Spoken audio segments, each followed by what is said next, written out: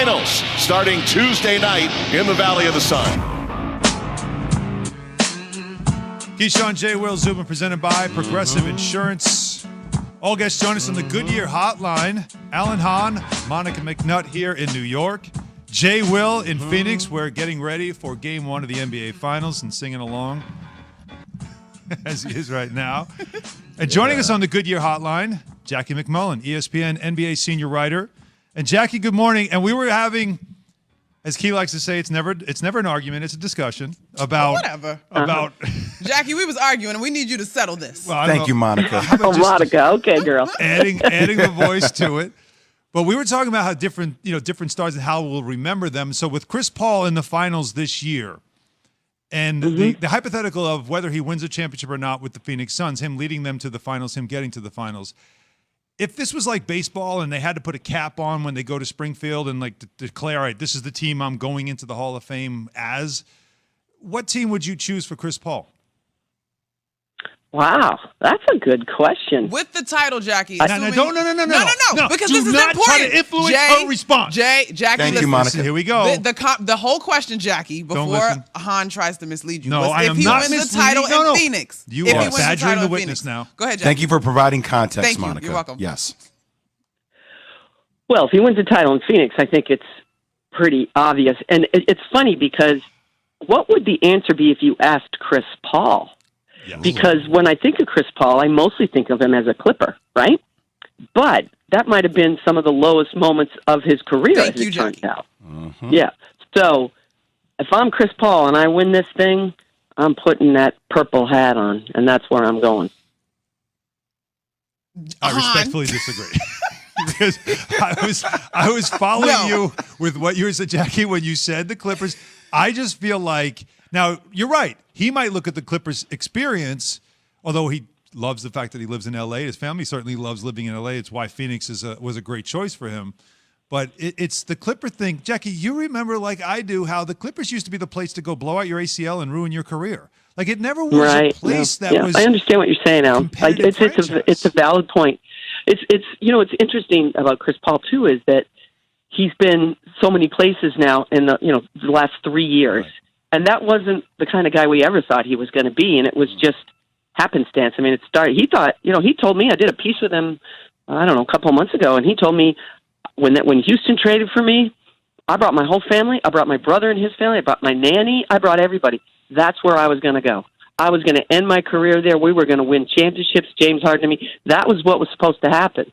And then it all, as we know, blew up, and you got to spend the year of, I don't want to call it purgatory in OKC, because I do believe it completely revitalized Chris Paul's career, because he went to that plant-based diet. He realized that there was a little too many murmurs about how he always had to be right. He had to have things exactly his way. And I think he went to OKC for a year and showed, you know what? I can mentor young players. Watch me help Shai Gilgeous-Alexander. In fact, watch me not even be the point guard. I'll play off the ball and help this young guy get where he needs to go. I'm going to be the best teammate possible. I'm going to be the mentor for these players. And by the way, I'm going to make an all-NBA team. Remember that? Last year with Oklahoma City guys. So I just think that that year in OKC is a really pivotal part in Chris's career. I'm not saying he should wear the Thunder hat. I'm just pointing that out. Whoa, Jackie. We're definitely not ready for that. I love that though. That's a terrific. It's a great point in terms of the arc of his story, but we could get into why the Clippers are not the unit, considering an opportunity to win with the Phoenix Suns all day. But we're going to pivot to this Phoenix Suns squad and the pending NBA Finals, which kick off tonight. Coverage begins 8 Eastern on ESPN Radio. All right, Jackie, for you, what is the matchup or the key to this series as you see it? Well, I mean, the obvious one is Giannis. It's all about Giannis. Is he healthy enough? I expect he'll play. I don't know when because he's a gamer. But, he needs rest.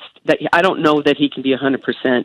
But I do, in general, I'm curious about how the Bucks defend the Suns pick and roll, because they have two of the best mid-range jump shooters in the game in Booker and Chris Paul. And isn't that ironic, guys? Because all we've been talking about the last 2-3 years is the big man is dead, and you better know how to shoot threes or there's no place for you in the league. Well, here come the Phoenix Suns with a big man, DeAndre Ayton, who's had a bit of a coming-out party here, and two guys that feast on pick and roll mid-range shots. So what if you're the Bucks? How do you defend that? Because those guys like to go downhill. You know, they've been dropping in coverage with Lopez during the Hawks series, but can you afford to do that against these guys? That's of interest to me. See, Jackie, we're on the same page. This is something I've been talking about throughout the whole playoffs because I've asked that question multiple series for the Bucks, yet they found a way to win. I asked the question, can you do drop coverage with Kevin Durant? He goes off for 50. They find a way to win. Even the next series, I'm like, can they do that versus Trae Young? They did do it versus Trae Young. Even though they switched a little bit more, they found a way to win. Right. So, like, you know, will Coach Bud actually make that adjustment and not do drop coverage? I don't know. Well, I think don't you think it depends a little bit on if Giannis plays too, right? True. Because they were switching like crazy. They were switching like crazy to close out this series at the end, right? Without Giannis. So again, Giannis is the most dominant player by a mile in this series if he plays. But that's a big if at the moment. I mean, he's going to play at some point. I think we all agree with that. But how effective can he be? And it's a shame, isn't it? A shame that that's really the overarching theme in this entire postseason is all the great players that have had to play at less than 100%. Well, Jackie, let's talk about that. Since this is a war of attrition this year in the NBA, what are your thoughts on CP3's comments on the condensed schedule and how people have kind of taken this narrative that, hey, you know, players need more rest, or LeBron James and his tweet about all that? What are your thoughts on that in general? Well, Chris is, you know, he's part of the union, has been for a while. The one mistake we all make is when we start complaining about or criticizing the owners because they want the money, they wanted the TV money. As we all know the narrative here. Oh, Monica, I'm not going to get muted because we're not on Around the Horn. I can say narrative. That makes me happy. But anyway, the narrative was, hey, these guys, so many of them thought they were targeting for a January date to return, then find out just weeks before that it's really Christmas Day. As you guys know, as ex-athletes or current athletes, that affects your training.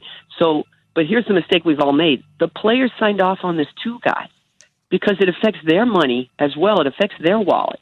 And so that's the one mistake we've all made. It's easy to paint the owners as the villains, but the players had to sign off on this too. Now, we have all the data in the world that tells us these guys are not getting enough rest, and they're not getting enough time in between to have their bodies recover. Never mind even if they're not injured, just the way their performance is. Their performances go off a cliff at a certain point when you ask them to play the amount of minutes we've been asking these guys to play.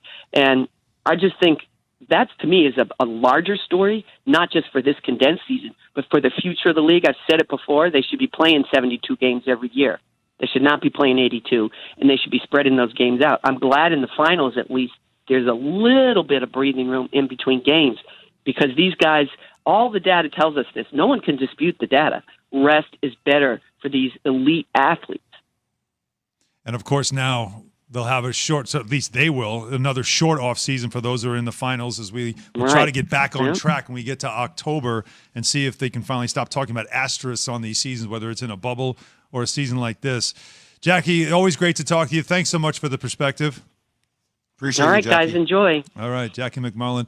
I'm going to say she agreed with me on the whole What? Chris Paul Clipper thing. What, She are you did talk- not. what, She what did definitely you did. listen to? How are I'm just you- going to say that, and I'm going to move on. Go to break. You're wrong. Keyshawn, J. Will, Zoom brought to you by Straight Talk Wireless. Get 10 gigs of hotspot data for just $55 a month on America's largest, most dependable network. Straight Talk Wireless, compatible device required. See straighttalk.com. Mike Tannebaum puts on the oven mitts for a hot take you can't deny.